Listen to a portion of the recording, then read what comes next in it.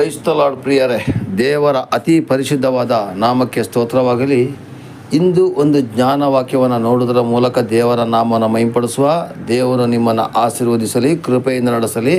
ಇವತ್ತಿನ ಒಂದು ವಚನದ ಭಾಗ ಸಮಯದ ಬಗ್ಗೆ ನಾವು ಎಷ್ಟೊಂದು ಗೌರವ ಕೊಡಬೇಕು ಅಂತ ಹೇಳೋದ್ರ ಬಗ್ಗೆ.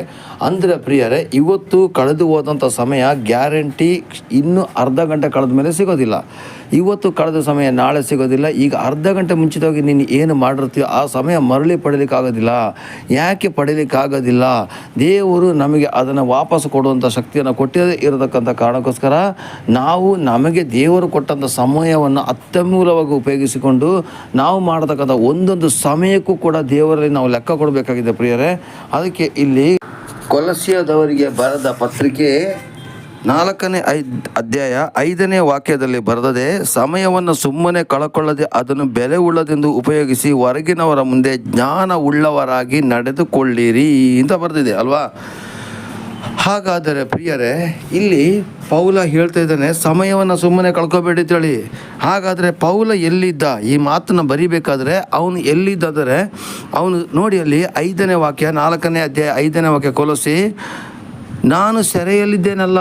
ಆಗ ಸೆರೆಮನೆಯಲ್ಲಿ ಇದ್ದಾಗಲೂ ಕೂಡ ಅವನು ಸಮಯವನ್ನು ಕಳ್ಕೊಳ್ಳದೆ ಅದನ್ನು ಬೆಲೆ ಉಳ್ಳದೆಂದು ಉಪಯೋಗಿಸಿಕೊಳ್ತಾ ಇದ್ದ. ನಾವಾಗಿದ್ದರೆ ಸೆರೆಮನೆಯಲ್ಲಿದ್ದಾಗ ದೇವರಿಗೆ ಗೊಣಗೋದು, ದೇವರಿಗೆ ಬೈಯೋದು ಎಲ್ಲ ಮಾಡ್ತಿದ್ದ ಪ್ರಿಯರೇ. ದೇವ್ರ ಜೊತೆಲೇ ಕಿರಿಕಿರಿ ಮಾಡ್ತಿದ್ದೋ. ಸ್ವಾಮಿ, ನಿನಗೆ ಕಣ್ಣು ಕಾಣೋದಿಲ್ವ, ನಾನು ನಿನ್ನ ಇಷ್ಟು ಭಕ್ತ, ನೀನು ನನ್ನ ಈ ಥರ ಕೈ ಬಿಟ್ಬಿಟ್ಟಿದೆಯಲ್ಲ ಅಂತೆಲ್ಲ ಹೇಳಿ ದೇವರಿಗೆ ಗೊಣಗ್ತಿದ್ದೋ. ಜೈಲು ಅಧಿಕಾರಿಗಳ ಮೇಲೆ ಗೊಣಗ್ತಿದ್ದೋ. ಆದರೆ ಅವನು ಅಷ್ಟೊಂದು ಬಾಸುಂಡೆ ಏಟುಗಳು, ಆ ಒಂದು ಹಿಂಸೆಗಳ ನಡುವೆಯೂ ಕೂಡ ಅವನ ಸಮಯವನ್ನು ಕಳ್ಕೊಳ್ಳದೆ ಹೊರಗಿನವರ ಮುಂದೆ ಜ್ಞಾನ ಉಳ್ಳವರಾಗಿ ನಡೆದುಕೊಳ್ಳಿರಿ ಅಂತ ಹೇಳಿದ್ರೆ, ಅವನು ನನ್ನ ಅಭಿಪ್ರಾಯ ಪ್ರಕಾರ ಜೈಲಲ್ಲಿ ಇರ್ತಕ್ಕಂಥ ಪ್ರತಿಯೊಬ್ಬ ವ್ಯಕ್ತಿಗಳ ಮುಂದೆ ಜ್ಞಾನ ಉಳ್ಳವನಾಗಿ ನಡೆದು ಬೇಷ್ ಅಂತ ಅನಿಸ್ಕೊಂಡಿದ್ದ ಅಂಥೇಳಿ. ಹೌದಲ್ವಾ? ಗಮನಿಸಿ ನೋಡಿ ಎಲ್ಲರೂ ಕೂಡ. ಆ ಜೈಲಿನಲ್ಲಿ ಅವನು ಹೊರಗಿನವರ ಮುಂದೆ ಜ್ಞಾನ ಉಳ್ಳವರಾಗಿ ನಡ್ಕೊಳ್ಳಿದ್ದಾಳೆ. ಹಾಗೆಯೇ ಕೊಲಸಿ ಸಭೆಯವರು ಕೂಡ ಹೊರಗಿನವರ ಮುಂದೆ ಏನೋ ಅಬದ್ಧವಾದ ಕೆಲಸಗಳನ್ನ ಮಾಡ್ತಿದ್ರು ಅಂತ ಕಾಣುತ್ತೆ. ಅದಕ್ಕೆ ಅವ್ರಿಗೆ ಹೇಳ್ತಾರೆ ಜ್ಞಾನ ಉಳ್ಳವರಾಗಿ ನಡೆದುಕೊಳ್ಳಿರಿ. ಹಾಗಾದರೆ ಪ್ರಿಯರೇ, ಇವತ್ತು ನಾವು ನಮ್ಮ ಸಮಯವನ್ನು ಯಾವ ಥರ ಕಳೀತಾ ಇದ್ದೀವಿ ಅಂತ ಒಂದು ಸಲ ಆಲೋಚನೆ ಮಾಡಿ. ಬೆಳಿಗ್ಗೆ ಎದ್ದ ತಕ್ಷಣ ಏನು ಮಾಡ್ತೀರಾ? ಪ್ರಾರ್ಥನೆಗೆ ಸಮಯ ಕೊಡ್ತೀರೋ ಅಥವಾ ಕಾಫಿ, ಟೀ, ಊಟ, ತಿಂಡಿ ಇದಕ್ಕೆ ಅವಕಾಶ ಕೊಡ್ತಿದ್ದೀರಾ? ಮಧ್ಯಾಹ್ನ ಸಮಯದಲ್ಲಿ ಏನು ಮಾಡ್ತಾಯಿದ್ದೀರಾ? ಸಾಯಂಕಾಲದ ಸಮಯದಲ್ಲಿ ಧಾರಾವಾಹಿಗಳು, ಫಿಲಮ್ಗಳನ್ನು ನೋಡುತ್ತಾ ಕಾಲ ಕಳೀತಾ ಇದ್ದೀರಾ? ಇದೆಲ್ಲವನ್ನು ನೀವು ಗಮನಿಸಿ ನೋಡಿ ಪ್ರಿಯರೇ. ಗಮನಿಸಿ, ಒಂದು ನಿಮಿಷ ಗಮನಿಸಿ, ನಿಮ್ಮ ದಿನಚರಿಯನ್ನು ಗಮನಿಸಿ ನೋಡಿ. ಇವತ್ತು ನೀವು ದೇವರಿಗೋಸ್ಕರ ಸಮಯವನ್ನು ಕೊಡಲಿಲ್ಲ ಅಂದರೆ ನಾಳೆ ನಿಮಗೆ ಆ ಸಮಯ ಸಿಗೋದಿಲ್ಲ. ನೀವು ಉತ್ತಮವಾದ ಕಾರ್ಯಗಳನ್ನು ಮಾಡಲಿಕ್ಕೆ ನೀವು ಸಮಯ ಕೊಡಲಿಲ್ಲ ಅಂತಂದರೆ ನಿಮಗೆ ನಾಳೆ ಆ ಸಮಯ ಸಿಗೋದಿಲ್ಲ. ಇವತ್ತು ಏನಾಗ್ತಿದೆ, ಪಕ್ಕದ ಮನೇಲಿ ಹೋಗಿ ಹರಟೆ ಹೊಡೆಯೋದು, ಅವ್ರ ಬಗ್ಗೆ ಇವ್ರ ಬಗ್ಗೆ ಮಾತಾಡೋದು, ಚಾಡಿ ಮಾಡೋದು, ಕಿತಾಪತಿ ಮಾಡೋದು, ಹೆಸರು ತೆಗೆದುಕೊಳ್ಳಿಕ್ಕೋಸ್ಕರ ಏನೇನೋ ಸರ್ಕಸ್ಗಳನ್ನ ಮಾಡ್ತಾರೆ ಪ್ರಿಯರೇ. ಆದರೆ ಇದೆಲ್ಲವೂ ಸಮಯ ವೇಸ್ಟ್ ಆಗ್ತದೆ. ಇದರಿಂದ ನೀನು ಏನಾಗ್ತೀಯ? ಅನಾವಶ್ಯಕವಾಗಿ ನ್ಯಾಯ ತೀರ್ಪಿನ ಸಮಯದಲ್ಲಿ ನರಕದ ಪಾಲಾಗ್ತೀಯ ಪ್ರಿಯರೇ.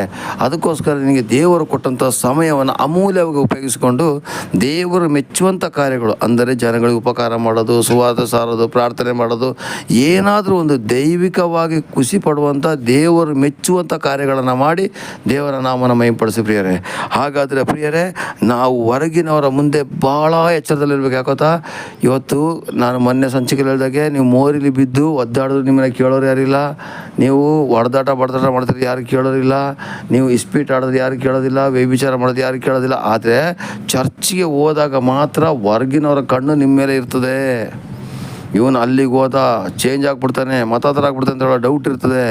ಹೊರಗಿನವರ ದೃಷ್ಟಿ ನಿನ್ನ ಮೇಲೆ ಇರುವಂಥ ಕಾರಣಕ್ಕೋಸ್ಕರ ನೀನು ಭಾಳ ಕೇರ್ಫುಲ್ಲಾಗಿ ನೀನೇನು ಮಾಡಬೇಕು, ನಿನ್ನ ಜೀವಿತವನ್ನು ಹೊರಗಿನವರ ಮುಂದೆ ನೀನು ತೋರಿಸ್ಬೇಕು ಪ್ರಿಯರೇ. ಹಾಗಾದರೆ ಪ್ರಿಯರೇ, ನಾವು ಹೊರಗಿನವರ ಕಣ್ಣು ನಮ್ಮ ಮೇಲೆ ಇದೆ.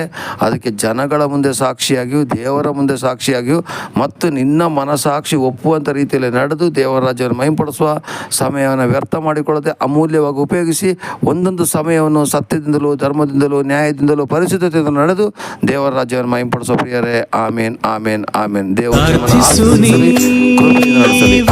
ಮಗನೇ, ಪ್ರಾರ್ಥಿಸು ನೀವೋ ಮಗಳೇ, ಪ್ರಾರ್ಥಿಸಲು ಅದ್ಭುತವ ಕಾಣುವೆ.